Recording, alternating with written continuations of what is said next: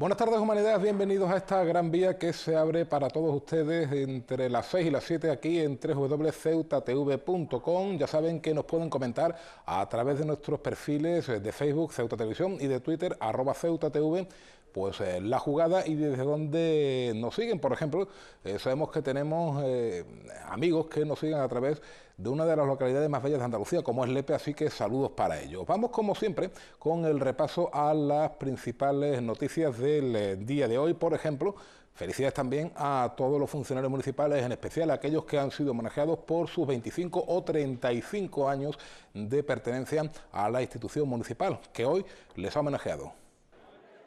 Los actos del Día del Funcionario han comenzado a las 11 de la mañana en la Iglesia de África con una misa en honor a Santa Rita, patrona de los funcionarios. A continuación, a las 12, se ha producido la entrega de las placas de homenaje con las que se reconoce la dedicación y permanencia en el servicio. Se han entregado un total de 71 reconocimientos, 25 por haber cumplido 35 años de servicio y otros 46 a los 25 años. Alguno de los homenajeados ha confesado emoción en el momento de recibir la placa. Supone una dedicación que es casi la mitad de mi vida, o más de la mitad de mi vida, al servicio público, ¿no? Al servicio de los ciudadanos.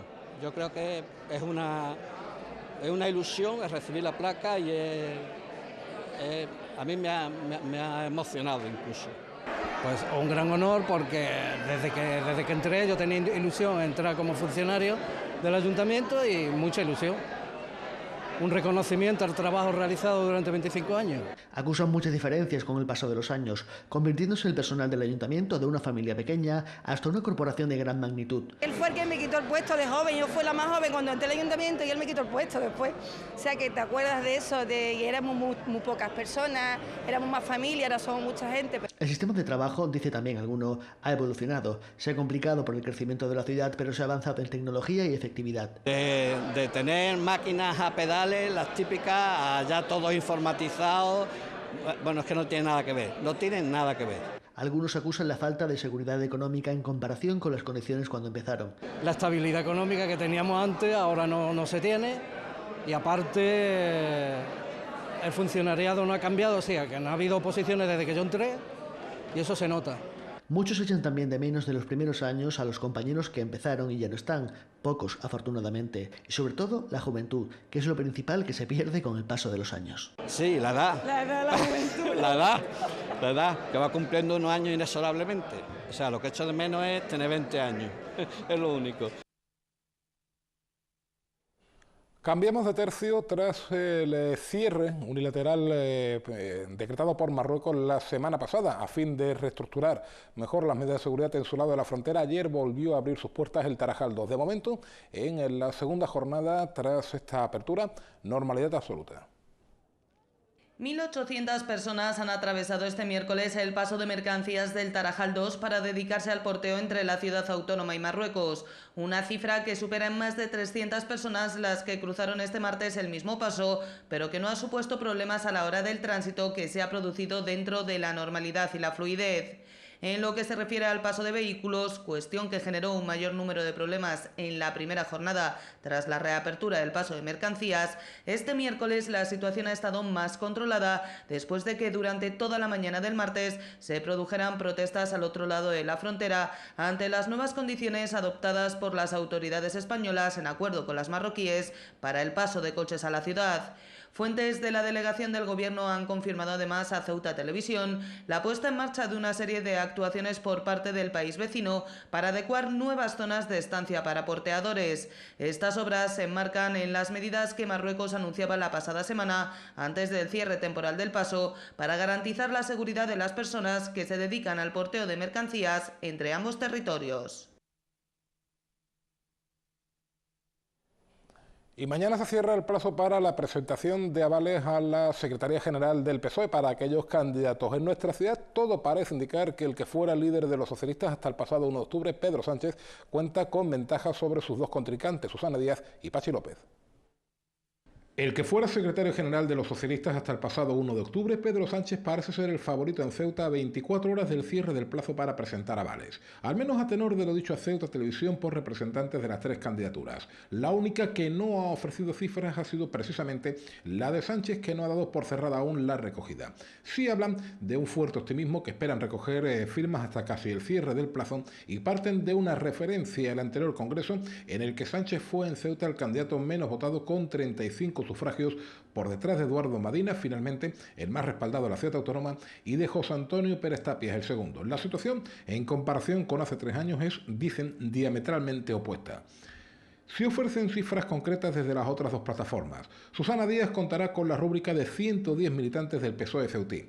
Las firmas fueron enviadas el pasado viernes. Fuentes de esta candidatura dan por hecho que la presidenta de la Junta no ganará en Ceuta, atribuyendo el papel de favorito a Sánchez, pero no ocultan su satisfacción por el número de avales conseguidos en la sede de Daoiz. Para miembros de esta plataforma, el aparato del partido a nivel local juega en contra de los intereses de la trianera, por lo que se da por muy bueno el número de rúbricas conseguidos hasta el momento, sobre una militancia estimada en torno a los 300. Quien parece más descolgado en principio es Pachi López, que obtendrá en torno al medio centenar de firmas. Desde su plataforma de apoyo en Ceuta se da por buena esa cifra, teniendo en cuenta que superará el 5%, simbólico en el ámbito local y obligatorio en el nacional, para poder concurrir a las primarias más tensas que se recuerdan en el ámbito del PSOE.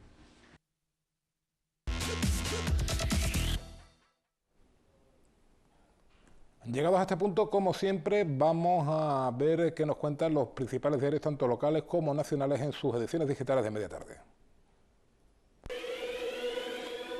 Empezamos por el diario El Faro de Ceuta: reconocimiento por toda una vida de servicio al ciudadano, noticia vinculada, como habrán podido adivinar, con el Día del Funcionario. Diario El Pueblo de Ceuta: Antonio López pide declarar ante la juez Lucini y lo hará el próximo día 12. Ceuta al Día: Carreira desmiente que llamara hija de puta a Nuria Meja y le devuelve la acusación de indignidad. La Verdad de Ceuta: el PSOE recrimina que la recuperación económica no llega a los hogares de los ceutíes. Diario El Mundo: la oposición sale a la calle para evitar que Maduro liquide la democracia. Entrevista precisamente a Pedro Sánchez. Algunos dieron a Rajoy la abstención gratis y así estamos. Diario El País: España vetará que Gibraltar haga competencia desleal. Titular que comparte en su primera plana con la oposición de Venezuela, que se revela contra el golpe de Maduro. Este que ven, el 247, el 247, es el número agraciado en el sorteo de la Cruz Roja de hoy. La previsión meteorológica es la que pueden ver también. Temperatura: la mínima de 15, la máxima de 21, con vientos suaves de levante. Teléfonos de interés: el 112, el de emergencias, 900-018-018 de lucha contra el acoso escolar, y el 016, el de lucha contra el maltrato. Llegados a este punto, vamos a tomarnos un pequeño respiro y enseguida continuamos aquí en Gran Vía. No se muevan.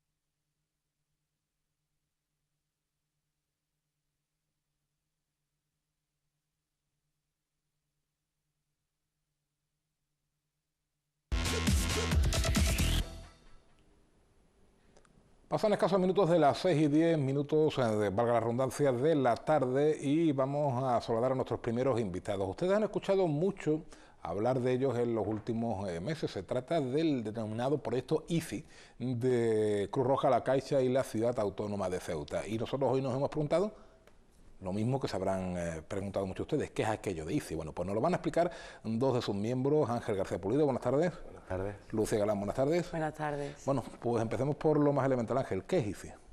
El proyecto ICI es un proyecto impulsado por la Obra Social La Caixa, que está en 37 territorios a nivel nacional, y aquí en Ceuta está gestionado por la entidad que es Cruz Roja, aquí en Ceuta. Este proyecto está conveniado a tres: por un lado la Obra Social La Caixa, como bien has dicho, Cruz Roja y la ciudad de Ceuta. El proyecto ICI lo que pretende básicamente es empoderar a las barriadas y concretamente el territorio de actuación de nuestro proyecto es San José, Jadú y La Almadraba, aquí en la ciudad de Ceuta. Cuando hablamos de empoderar a las barriadas, hablamos de empoderar a los vecinos, no a las asociaciones vecinales como tal, sino bueno, pues a distintos colectivos vinculados, sobre todo, tengo entendido, con el tema del fracaso escolar y laboral, ¿no? Sí, claro, eso es uno de los retos que nos planteamos en nuestras mesas de trabajo, porque la metodología ICI lo que pretende es que todos trabajemos unidos, tanto la ciudadanía como las asociaciones, como los profesionales y también la administración. Entonces, cuando nos pusimos en común, vimos que primero hicimos una fotografía del territorio, hicimos un documento donde se recoge tanto datos objetivos de San José, Jadú y La Almadraba, como también opiniones de todas estas, de los ciudadanos, de la administración, de las asociaciones, y a partir de ahí se sacaron una serie de retos, de prioridades que había que trabajar, y entre ellas salió pues abordar el fracaso escolar, o como a nosotros nos gusta, el mejorar el éxito educativo de los jóvenes y de la infancia. Sí, porque es aquello de la botella medio llena, medio vacía, ¿no? Lo de abordar el fracaso escolar o mejorar el éxito educativo. 3 años ya, ¿no?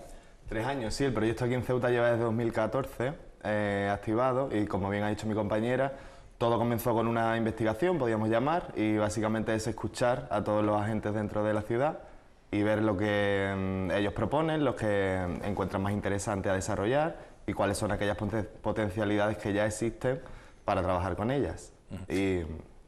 No, eso. De acuerdo. ¿Por qué Jadú y La Almadraba? Bueno, fue un territorio que inicialmente nos vino dado, ¿no? Aquí se hizo un estudio, se hizo una encuesta de convivencia, y sobre todo el ICI, pues digamos, opera en aquellas ciudades, territorios, porque son territorios acotados, barriadas, donde hay mucha diversidad cultural, una alta diversidad cultural, y nuestro territorio pues cumple esos requisitos. Entonces, una vez que se inició, pues nos pusimos manos a la obra. Esto no quiere decir que a los demás recursos de la ciudad le cerremos las puertas. Nosotros, en nuestro proyecto tiene cabida todo el mundo. Además, recientemente habéis celebrado una importante reunión. Recuerden que hace un par de semanas aproximadamente, creo recordar, nos acompañaba aquí, bueno, pues una auténtica eminencia como era Marco Marchioni en esta misma mesa. Una reunión en la que de alguna manera se ha puesto de largo el trabajo que habéis desarrollado durante estos 3 años en ICI, ¿no? Efectivamente, el encuentro comunitario tuvo lugar hace un par de semanas. El objetivo era reflejar todo el trabajo llevado a cabo en este último año. Como tú bien has dicho, vino el propio Marco Marchioni, que es, podríamos decir, el padre de la metodología del proyecto ICI, y vinieron también responsables de la Obra Social La Caixa a ver los resultados de este año de trabajo. Y sinceramente encontramos que el encuentro fue un éxito, porque la afluencia fue muy buena, casi 140 asistentes al evento, y en ese evento lo que se le dio voz es a la comunidad, a toda aquella comunidad que ha participado en el proyecto.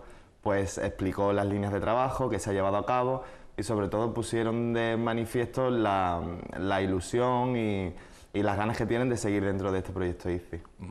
Cuando hablamos de comunidad hablamos de asociaciones de vecinos, culturales, personas a título individual que quieran colaborar, etcétera, ¿no? Claro, nosotros lo llamamos los 3 protagonistas, porque realmente son ellos los protagonistas del proyecto. Son tanto la administración, los recursos técnicos, como la ciudadanía, y nosotros lo que hacemos es fomentar las relaciones entre ellos. Y claro, y a partir de ahí pues generar tanto productos como actividades, como el encuentro comunitario donde se presentó la programación comunitaria, que son las líneas nuestras de trabajo a largo plazo de cara a 2018-2019, y como ha dicho Ángel, la innovación fue que la misma comunidad, tanto madres como vecinos como jóvenes, presentaros la programación, porque también es suya, es de todos. Una comunidad que tanto en un sitio como en otro me imagino que presentará, evidentemente con las particularidades de cada barrio, problemas similares, ¿no? ¿Cuáles son? Bueno, principalmente a todo el mundo le interesa que todo el mundo, valga la redundancia, esté integrado en la barriada, ¿no? Que no haya, que cada uno vaya por su lado, ¿no? Como se dice vulgarmente. Sino que en definitiva, que es lo que busca el proyecto, que la comunidad sea una comunidad de hecho, que tanto los recursos como la sociedad, como la propia administración, sean capaces de trabajar mano a mano y que salgan adelante por ellos mismos identifiquen sus propias necesidades o que les interesa hacer, o llámalo como quiera, y que ellos mismos tengan las herramientas suficientes para poder llevar esto a cabo. Entonces, pues fundamentalmente es la inquietud que todos comparten, poder identificar estas dificultades y solventarlas por ellos mismos. ¿Dificultades cómo? ¿Podríamos...? Pues bueno, como bien hemos dicho al principio, el reto fundamental, principal, fue pues las altas tasas de fracaso escolar y abandono escolar temprano que existen. Entonces creamos unas mesas de trabajo porque, claro, al principio teníamos un volumen de personas que querían participar muy amplio y a la hora de reunirnos y de llegar a conclusiones mucho más complicado. ¿Qué hicimos? Dividimos estos técnicos en diferentes mesas de trabajo, la socioeducativa, la de salud y la de empleo. Y bueno, estas mesas están interconectadas y cada actividad que hacemos a todas las informamos, porque eso es un punto muy importante del proyecto. Todo el mundo no puede participar en todo el mundo no puede estar en todo, entonces nosotros, para generar que esa participación no se desenganche, lo que hacemos es que informamos a todo el mundo de todo lo que hacemos, devolvemos toda la información. Eso es un punto clave dentro del proyecto, porque nos facilita y nos conseguimos que cuando una persona desaparezca, entre comillas, pues pueda volver y pueda reengancharse a la actividad que estemos planificando en ese momento. Por cierto, la próxima actividad que estáis planificando, si nos lo podéis contar, ¿cuál es? Pues bueno, ahora estamos muy ilusionadas porque dentro de la programación, aparte de darle mucha voz y mucha visibilidad a los recursos que ya existen, tenemos un proyecto innovador que es un espacio familiar, que lo que se pretende es que estas familias, pues, aparte, no como una escuela de madres y padres, que también está muy bien, sino que sean unos espacios de reflexión y de aprendizaje mutuo entre las familias y los profesionales. Que no sea el profesional el que llegue y que las madres son las que aprenden, sino que allí haya ese aprendizaje mutuo y lo estamos consiguiendo a través de estos espacios, que se ha llevado a cabo gracias a la implicación de las AMPA, de los centros educativos del territorio. Es decir, aquello de que la escuela no acaba con el horario de clase, sino que va mucho más allá, tiene mucho más caminos, ¿no? Exacto. Ese es uno de los objetivos importantes que nos planteamos en el ICI, no solo hacer las actividades dentro del centro y no solo en los diferentes centros del territorio, sino aunarlos todos ellos y también sacarlos a la ciudad, digamos, ¿entiendes? Que puedan trabajar fuera, que sean, como he dicho antes, independientes y efectivamente, como tú has dicho, porque no todo se limite en el horario escolar, sino que ellos sean capaces, pues, de salir fuera del centro. ¿Qué es la Escuela de Madres y Padres? La Escuela de Madres y Padres, bueno, es un término que Marco Marchionni dijo que no le hacía especial gracia por lo que ha dicho Lucía, porque el término de escuela parece que hay una persona que lo sabe todo y enseña al resto. Entonces lo que queremos denominarlo es esos espacios de relación familiares educativas o algo relacionado. El objetivo es, pues, lo que te comentaba antes, que sea un espacio de relación entre padres y madres y los profesionales de los centros educativos, y entre ellos, pues, que sean capaces de aprender todos de todos, definir líneas de actuación en función de las necesidades que ellos encuentren, y el objetivo fundamental es eso, garantizar el éxito de todas y todos los niños, sin importar exactamente los recursos que tengan o donde sea que vivan. Ese es el objetivo. Y que estos niños también y estas niñas sean partícipes de su propio barrio, su propio entorno, ¿no? Claro. Ellos, los propios niños, que vayan asumiendo esa conciencia de barrio. Eso es. Nosotros partimos de la hipótesis que favorecer la participación de la familia es lo que va a desembocar en una mejora de ese éxito educativo. Y esto ya está testado en los demás territorios a nivel nacional.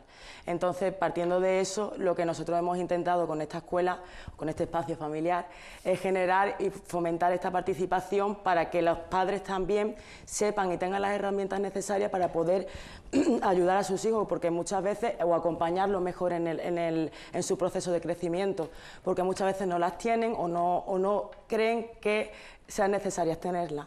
Y en la escuela, pues, el espacio familiar lo que pretende es eso. Bueno, pues a los dos, Ángel y Lucía, muchísimas gracias por habernos acompañado y seguiremos en contacto. Gracias, Juan. Gracias a ti. Seguimos en unos minutos.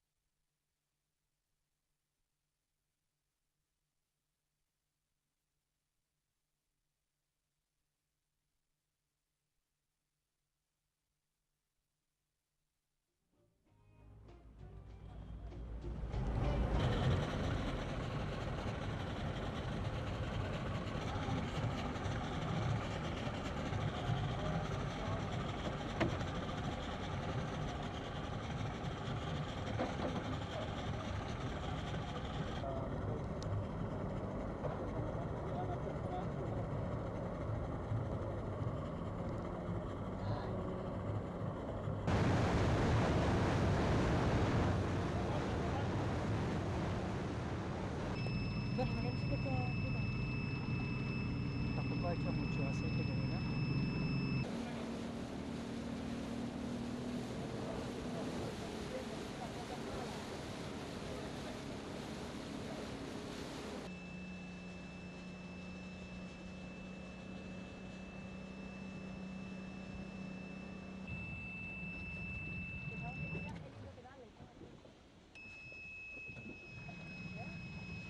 Qué cabronones, ¿Qué la eligió tú el hidropedal, no?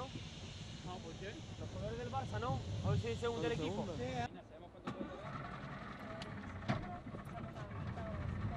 Ahora empezamos.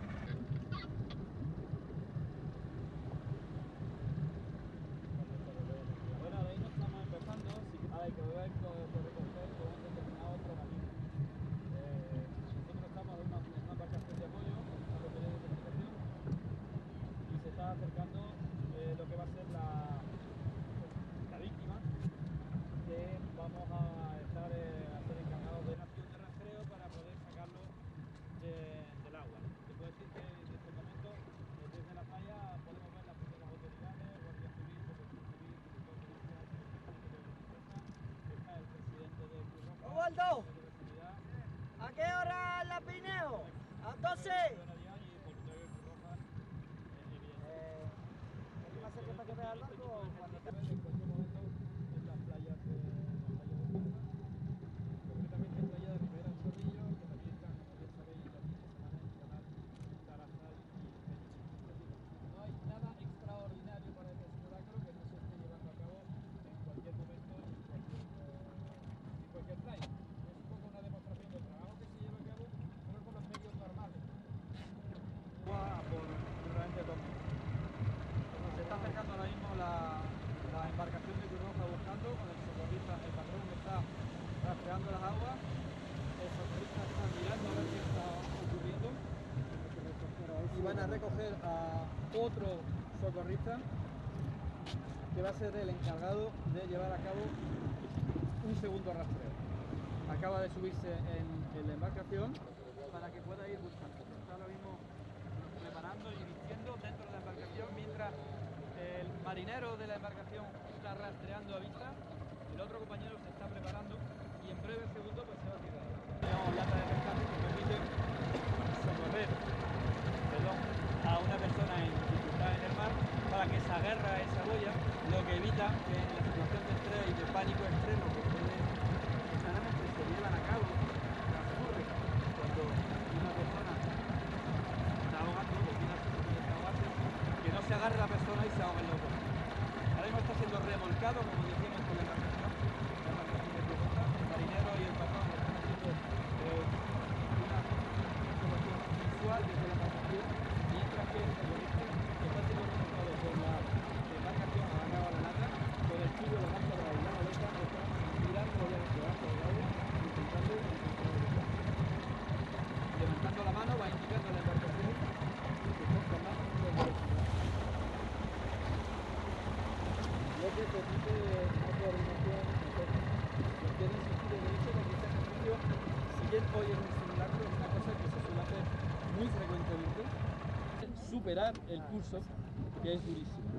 Eso es una garantía para todos los bañistas, para todos los ceutíes, que saben que en Ceuta, que además tenemos unos niveles de formación más altos en este sentido, estandarizado con Cruz Roja Española evidentemente, pero dentro de Cruz Roja Española uno de los más duros, permiten que en cualquier momento se pueda solventar una situación. Y acaba de levantar la mano. En estos momentos acaba de encontrar el buceador. En estos momentos la embarcación, el patrón de la embarcación comunica que el Sarniaco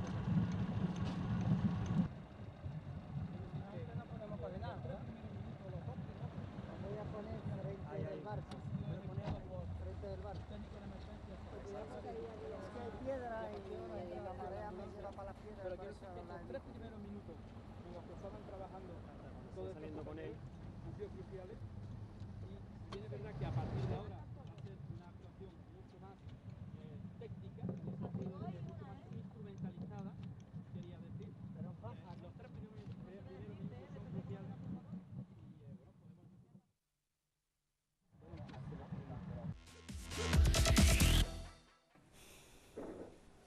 Acaban de ver imágenes de un simulacro de Cruz Roja Española en la playa de La Ribera, y nosotros vamos a encargarnos, como nos gusta hacer habitualmente o cuando se tercia, de la realidad de algunos colectivos profesionales.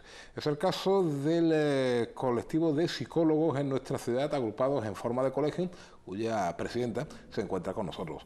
Doña Lola Escalante, buenas tardes. Buenas tardes. ¿Cuántos colegiados, cuántos psicólogos tenemos en Ceuta? Pues son dos preguntas, porque... Sí, o psicólogos colegiados, vamos a resumirla en una, quizás. ¿Cuántos psicólogos? No se te sabría decir. Yo sé que los que tenemos colegiados están en torno a 100, pero también sé que hay muchas personas que no están colegiadas. Que además aprovecho para decir que están incurriendo en una ilegalidad, porque para ejercer hay que estar colegiado. Es decir, no queremos dudar de nadie cuando vamos a un psicólogo, pero... si pidiéramos el número de colegiación o el alta en el colegio, estaríamos ejerciendo un derecho nuestro. Por supuesto. En el caso de los psicólogos y de otras profesiones, ¿no? Claro, sin duda los colegios profesionales están ahí para velar, para que se pueda prestar un buen servicio, ¿no? Que el usuario, el cliente, el paciente, como lo queramos llamar, sea atendido de la manera que requiere, ¿no? Si desde los colegios profesionales pues atendemos a todas las demandas, no solo de los propios profesionales, sino de usuarios que puedan quedar, no estar satisfechos o que hayan tenido algún problema, y nosotros velamos por eso también, ¿no? Por eso la ley así lo exige, ¿no? Que los profesionales, psicólogos y otros colegios, la mayoría de los profesionales tienen que estar colegiados, ¿no? Porque garantizan la prestación de un buen servicio. Bueno, nosotros tenemos en torno al centenar, o no sé si el número es exacto, de 100... aproximadamente. Número arriba, número abajo, en torno a la centena de profesionales colegiados, de profesionales que pueden ejercer la psicología. ¿Y a qué problemas os enfrentáis? Y Lola, en una ciudad como Ceuta, que no serán muy distintos de una ciudad como Barcelona, Málaga o Valencia. Pues no, porque el ser humano es el mismo en Barcelona que en Ceuta. Aunque sin duda la idiosincrasia y la cultura donde nos desenvolvemos puede tener unas peculiaridades. Sin duda aquí una de ellas es la multiculturalidad, ¿no? Que también hay que tenerla en cuenta a la hora de la intervención psicológica, ¿no? Que cada cultura tiene sus características y sus necesidades a la hora de trabajar con ello. Pero sí es cierto que en torno a la psicología hay un mito que la mayoría de las personas todavía tienen miedo o le da vergüenza de ir al psicólogo. Parece que si se va al psicólogo es que se está loco, ¿no? Y yo siempre digo que vamos al psicólogo porque queremos resolver un problema. El problema lo tiene el que tiene un problema y no tiene recursos para resolverlo, recursos, habilidades, conocimiento de la gestión de sus propias emociones o reconocimiento de sus hábitos a la hora de afrontar las realidades. Y si no, acude a un profesional que le oriente en otra manera de hacerlo, y esto es psicología también. Evidentemente siempre va a pasear por la misma carretera, con lo cual siempre va a encontrar los mismos resultados, ¿no? Por tanto, no solo atendemos, entre comillas, enfermedades mentales, ¿no?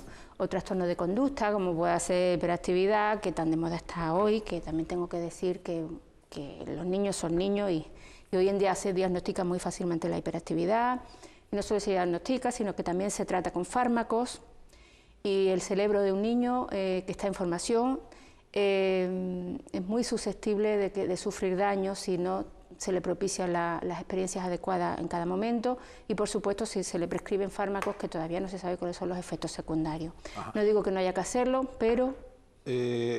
Al hilo de lo que está, y perdona que te interrumpa, porque me parece una cuestión bastante interesante, al hilo de lo que estás comentando, estamos, a ver si lo digo bien, hipersensibilizados con la hiperactividad.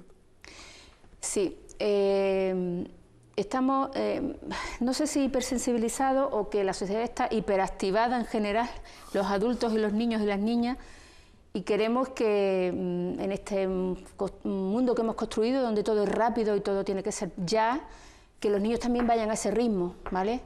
y lo que estamos generando es una ansiedad y un estrés importante. Porque a veces ni los propios adultos podemos seguir. Efectivamente, entonces sí se está viendo que hay una hiperactividad generalizada, pero que está propiciada por el propio contexto social en el que estamos desenvueltos, no porque sea algo genético, que es otra cosa, ¿no? Pero sí es verdad que bueno, hay un estudio reciente también muy interesante que ha hecho el Consejo General de la Psicología sobre el nivel de farmacología, el nivel de fármaco que se está prescribiendo para trastornos de conducta en general, que podrían ser bien tratados y bien resueltos simplemente con una intervención psicológica, ¿no? Hay muchos trastornos, por ejemplo, de ansiedad o depresión, que los médicos están llenos con estos pacientes, ¿no? Un programa interesante en la tele no hace mucho donde hablaba del nivel, el tanto por ciento. España es uno de los países donde más fármacos se consume, lo que implica no solo unos efectos secundarios, sino un gasto importante, estamos hablando de económico. Cuando los resultados de este estudio, el estudio SICAD que se llama, dan a conocer que porque se ha hecho un estudio en toda España, en las distintas comunidades, donde se han tomado grupos de control, grupos donde se le han prescrito fármacos y grupos que han sido tratados con intervención psicológica. Y se han visto los resultados, y los resultados son que la intervención psicológica, la psicoterapia, es mucho más efectiva que los fármacos y mucho más sana, ¿no? No tiene efectos secundarios, más que puede pasar que no se resuelva, pero los niveles de resolución han sido bastante altos, ¿no? Y sí es verdad que esto tiene que ver también con la sociedad en que vivimos, que lo queremos todo rápido, pronto y sin esfuerzo. Y una pastilla parece que te resuelve a corto plazo bien, pero realmente la dificultad está en la manera en que tú afrontas la vida. Y si tú eso no lo cambias, la pastilla es adictiva. Pero ¿cómo hacemos esas pastillas? Porque entiendo que será mediante prescripción médica o psicológica. Es decir, si la automedicación, siempre se nos recomienda aquello de no se automedica, acuda a su doctor de cabecera, es peligrosa, se me antoja que en una materia tan sensible como es, a fin de cuentas, la psique, la cerebral, todavía más, ¿no? Sin duda, todo aquello... Es decir, ¿cómo se accede, perdón, a esta medicación? Ya digo que, y hacía referencia al programa que no recuerdo cuándo, claro, salió en la tele hace poco a nivel nacional, y muchos médicos incluso hablaban de que eran conscientes de que estas personas que iban a su consulta necesitaban terapia más que fármacos, pero que ellos, como sabían que no podían acceder a la terapia porque el número de psicólogos y psicólogas en España es de risa comparado con Europa, por tanto las personas no pueden acceder al servicio. La mayoría tienen que ser derivados por un psicólogo, por un médico y luego por el psiquiatra. Como hay pocos psicólogos y psicólogas, pueden ser derivados muy pocos, por no se coge a los casos más graves. Y el médico, el doctor o doctora, decían esto ellos propiamente, que ellos sabían que el fármaco no era la solución, pero que esas personas estaban sufriendo y que como no había otros medios, tenían que prescribirles pastillas, ¿no? Entonces, la realidad está, la investigación lo demuestra, solo que parece que todavía hay poca sensibilidad o las instituciones no son conscientes incluso del ahorro económico que a lo que esto le llevaría, ¿no? Incluso, bueno, ahora hablaremos del número de psicólogos, haciendo una cuenta muy abuela pluma y muy aproximada, nos sale un psicólogo en Ceuta por cada 840 personas, que es un promedio, entiendo, importante, ¿no? Pero esa es la realidad, no solo de Ceuta, la realidad de España es que el número, por ejemplo, de PIR, que son los psicólogos especialistas que aprueban la oposición para estar, es tan bajo que realmente el servicio que se presta, tú no puedes ver a una persona cada 2 meses, eso no sirve absolutamente casi para nada. Hay que tener una continuidad como mínimo quincenal, o yo diría que semanal, cuando estamos en el inicio del problema, ¿no? Por tanto, lo que el proyecto lo que el estudio SICAD está demostrando es que tiene que haber psicólogos en atención primaria, o sea, que no hay que esperar que se desarrolle un trastorno grave para que tengamos asistencia psicológica, sino que en propias dificultades del día a día... Claro, pues podemos acudir, perdón, entiendo que con un brote un ataque de ansiedad, pues no sé, porque acá pudimos sufrir un accidente nosotros, algún familiar o algo mucho más bonito, alguien que llega con la mujer a punto de dar a luz y esa persona pues sufre un ataque de ansiedad en un momento determinado. Sí, pero la realidad es que normalmente... Y eso en teoría podría ser atención primaria o urgencias. Pero con un profesional de la psicología. Con un profesional de la psicología, sí. Evidentemente, cuando una persona tiene un ataque de ansiedad no viene propiciada por solo una situación estresante. Digamos que esto sería como la gota que colma el agua, ¿no? La gota que colma el vaso, perdón. Tiene que ver con que la persona no sabe afrontar determinadas situaciones, pero tenemos un instinto de supervivencia y vamos resolviendo como podemos, hasta que de repente hace plof y ya no podemos más, ¿no? Normalmente nos buscamos la manera de ir siguiendo adelante, de seguir adelante, y llega un momento, y muchas veces ocurre cuando realmente no está ocurriendo nada muy grave. Ocurre cuando... por eso es tan difícil, ¿no? Porque la persona normalmente te dice, pero si yo ahora estoy tranquila, yo lo pasé muy mal no sé cuándo, tuve una pérdida importante o una enfermedad importante, pero ahora mismo en este momento estoy tranquila, no me está pasando nada. Quiere decir que la mente y el cuerpo tiene recuerdo, esto no es de lo que me pasa ahora, lo más difícil es de lo que me pasó entonces, y lo dejé ahí guardado en la caja de Pandora, y se va acumulando hasta que la caja se rompe y sale. Evidentemente, esto si fuera abordado desde la infancia, si fuera abordado de la formación a padres y madres, de cuáles son las conductas o la manera de educar, la manera de acompañar a un niño y una niña, no llegaríamos a tener adultos con problemas con trastornos de conducta. Pero esto es un poco utópico, ¿no? Y supongo que algún día llegaremos, porque en otros países del norte de Europa sobre todo tienen muchos más recursos. Mínimamente, o sea, ya desde hoy justamente se propone que sea el Día Internacional de la Salud Materna a nivel internacional. Y decía, ¿no? Me he acordado cuando hablaba de los países nórdicos, ¿no? De cómo ellos tienen 2 años de baja para cuidar a sus hijos, y eso está pagado por el Estado, ¿no? Aquí tenemos la idea de que no trabajar tiene una repercusión negativa económica, ¿no? Cuando a los niños y a las niñas le estamos propiciando el acompañamiento necesario en esas edades, esto es una riqueza para el futuro, porque son niños sanos, son adultos y adultas sanas. ¿Sabes? Como hay que cambiar bastante un poco la idea de lo que sería, lo que es la psicología y cómo puede ayudar a que esta sociedad sea mejor. Y estoy hablando de la educación, pero te puedo hablar del deporte, te puedo hablar del ámbito laboral, te puedo hablar de aeronáutica, en fin, la psicología estudia el ser humano, por tanto el ser humano está en todos los sitios.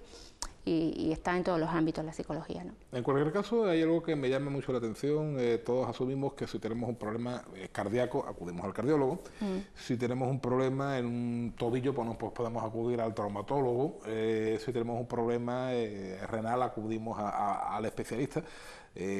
Pero si tenemos un problema, creemos que tenemos un problema mental, que es una parte más del cuerpo, es decir, alguna depresión, alguna ataque de ansiedad, etcétera, nos da como corte, como... Espérate, no me voy a ir al psicólogo, porque es que si vas al psicólogo te van a catalogar, y voy a ser muy crudo, como tonto, como loco, etcétera, aún en la España del año 2017, es decir, esto hace 30 años ya era chocante, ahora todavía más. ¿Por qué no hemos avanzado? Es decir, ¿por qué la sociedad no llega a normalizar la visita al psicólogo? Pues decíamos, como la persona que tiene que tener algún episodio cardíaco y acude con normalidad a las revisiones con su cardiólogo. Yo creo que tiene que ver con los prejuicios, ¿no? Con que se ha metido en el saco de que el psicólogo trabaja solo la enfermedad mental, y creo que hay un desconocimiento importante. La mayoría de las veces tiene que ver con falta de información, porque yo, por mi propia experiencia de trabajo en consulta, muchos de los pacientes que tengo no quieren que nadie se entere de que está yendo a consulta. Y es la manera que tienen se sienten identificados con que si tienen un problema y van al psicólogo, los demás lo van a tachar de que tienen un problema mayor que otros que no tienen un psicólogo. Incluso a nivel laboral hay profesionales intervinientes en situaciones de emergencia o crisis, catástrofe, que son humanos como cualquiera, intervienen en estas situaciones y pueden ser afectados como cualquier otro profesional. Tienen problemas también luego a la hora de ir a salud mental, ¿no? Porque parece que está relacionado con que soy débil, que no ejerzo bien mi profesión, si de repente veo a un niño morir y conecto con mi propio niño y hago plof, ¿no? O sea, es como ahí, por ahí mucha mitología, como te decía, que hay que ir rompiendo, no tiene nada que ver con eso. Bueno, somos personas, aunque muchas veces no somos máquinas, aunque muchas veces no lo queramos asumir. Sí. Quedémonos con eso. Sí. De acuerdo. Pues Lola Escalante, muchas gracias por acompañarnos y hasta la próxima. Muy bien, muchas gracias a vosotros. Seguimos unos minutos.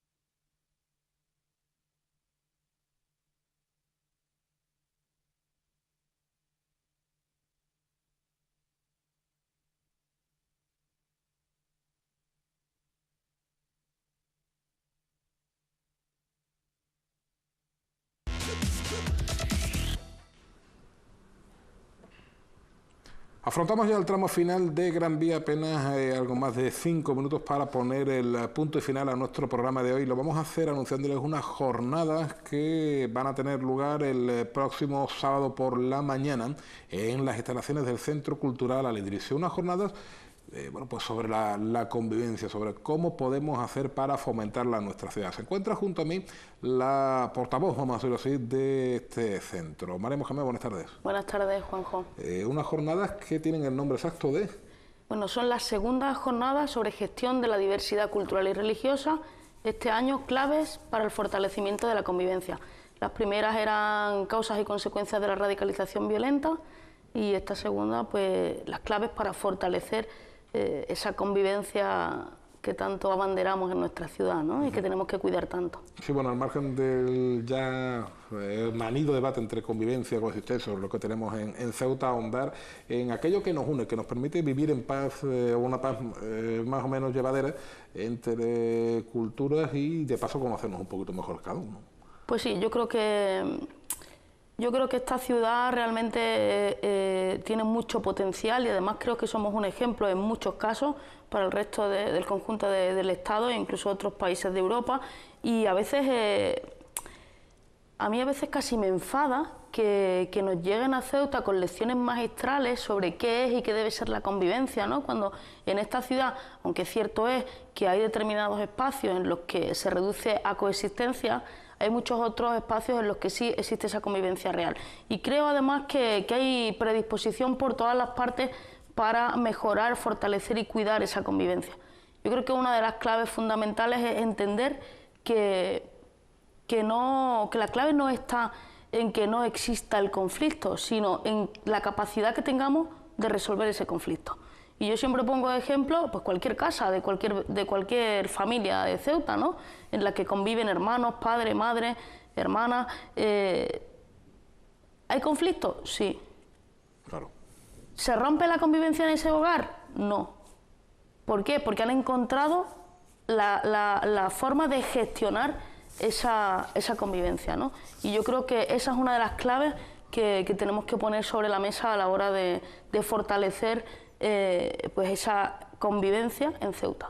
Otra cosa que creo que es fundamental es que hemos de ser capaces, bueno, partiendo de la base de que Ceuta tiene unas peculiaridades y unas características que no se ajustan al resto del conjunto del Estado, salvando la ciudad hermana de Melilla, es por lo que digo que vienen aquí a darnos lecciones magistrales cuando no conocen nada más nuestra realidad, ¿no? Ceuta tiene una población inmigrante muy reducida, alcanza el 8% de la población ceutí.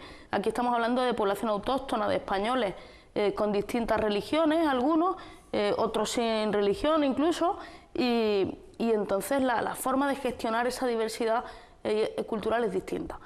Entonces creo que otra de las claves es la capacidad que hemos de tener de conocernos y reconocernos como parte de esta sociedad. En el momento en el que nos conozcamos y nos reconozcamos todos unos a los otros, como ceutíes, como españoles y como europeos, podremos fortalecer esa convivencia que a veces puede generar ese conflicto, ¿no? Pues porque donde conviven distintas personas siempre puede surgir ese conflicto. Y algo muy importante, y ya te dejo que me hagas otra pregunta si quieres, o que acabemos si se nos va el tiempo, que creo que es fundamental que no instrumentalicemos políticamente la convivencia. Tanto gobierno como partidos políticos de la oposición, con y sin representación asamblearia, deben evitar por todos los medios instrumentalizar la convivencia, utilizarla para sacar rédito político, porque eso no hace ningún bien. Ah, efectivamente. Hemos hablado de convivencia. ¿Qué es pues la coexistencia? Bueno, puede haber coexistencia pacífica o violenta, ¿no? En el caso de Ceuta hay espacios donde realmente solo hay coexistencia. Yo creo que hemos tenido una época, han habido unas generaciones, pues la tuya y la mía, por ejemplo, en la que se generaba memoria compartida. ¿Qué es lo que es esa memoria compartida? Pues compartíamos, valga la redundancia, patios de cole, compartíamos fiestas, compartíamos tradiciones, compartíamos cosas que ahora se han dejado de compartir. Creo que las generaciones actuales, y quizás no por culpa de ellos o no por responsabilidad de ellos, han dejado de compartir espacios que generan memoria compartida. La memoria compartida es fundamental para que sintamos ese cariño, esas ganas de conocer al de enfrente y compartir, pues, más allá de la coexistencia, ¿no? Creo que hay espacios ideales para fomentar esa memoria compartida, como son los patios de los coles, los patios de los institutos, las propias aulas y las barriadas, ¿no? El hecho de que se haya segregado la población, pues también dificulta, ¿no?, que se creen esos espacios compartidos y que generemos esa memoria compartida y tan entrañable para todos, pero tampoco lo imposibilita. Es decir, yo creo que tenemos que poner esfuerzos en recuperar esos momentos en los que se generaba esa memoria compartida. Adaptar la convivencia, por tanto, a las evoluciones demográficas de la propia sociedad de Ceuta. De acuerdo. ¿Esto es el sábado? El sábado empieza a las 10 de la mañana en el Centro Cultural Al-Idrisi, que está en calle Romero de Córdoba, la calle que cortan del mercado en Jadú. Y bueno, están invitados cualquier ceutí, cualquier persona que esté en la ciudad y que quiera asistir. La entrada es gratuita. Empezaremos eso a las 10 y durará hasta las 2. Incluso quien no quiera asistir a las 3 mesas, pues puede asistir a alguna de ellas. La primera mesa va a ser sobre cómo las administraciones y los partidos políticos pueden favorecer ese fortalecimiento de la convivencia. La segunda mesa se va a centrar en cómo desde el ámbito de la participación organizada, las asociaciones, las entidades, las ONG, pueden también fortalecer esa convivencia. Y por último será los medios de comunicación, cómo desde los medios de comunicación podemos fomentar o favorecer la convivencia, ¿no? Una de las cosas que se pueden hacer, pues, es como había hecho aquí, hablando de ella. María Mohamed, muchas gracias. Gracias, Juanjo, a vosotros. Por cierto, hablando de convivencia, mañana vamos a tirar del tópico taurino, porque en este caso viene más al peor que nunca. Con el permiso de las autoridades y si el tiempo lo permite, se reunirá por tercera vez, esperemos que la tercera vaya la vencida, el jurado del premio Convivencia para dar a conocer el nombre del ganador o ganadora de este año 2017. Quizá mañana hasta ahora estemos en disposición de contarles algo en ese sentido. Lo que quien sí les va a contar muchas cosas y bastante interesante va a ser Laura Ortiz, dentro de 60 minutos aquí en Ceuta Televisión, con la crónica informativa de este día que se llama miércoles y se apellida 3 de mayo de 2017. Gracias por la atención prestada, volvemos mañana a las 6 y sobre todo sean felices.